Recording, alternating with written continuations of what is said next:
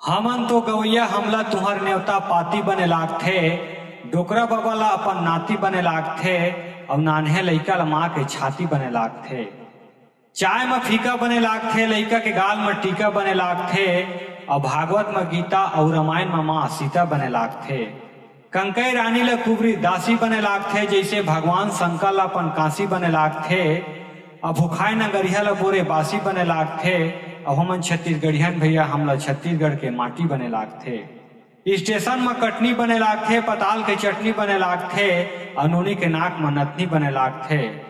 मन भर के कमाए कर्मचारी ला अवैया महीना में अपन पेमेंट बने लागथे, जैसे भैया यूट्यूब में आप मन के लाइक और कमेंट बने लागथे। पहली पढ़ैया लइका ला 1-2 के पहाड़ा 10 तक के गंती बने लागथे और मंदिर में जगह जगह घंटी संत शिरोमणि गुरु घासीदास बाबा के गाना पंथी बने लागथे।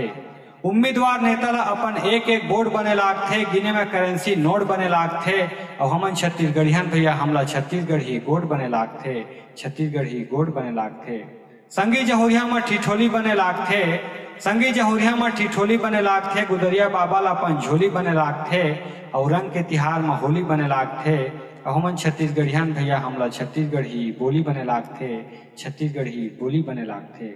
कलकल बहे लीलागर अरपा, कलकल बहे लीलागर अरपा, महानदी शिवनाथ है।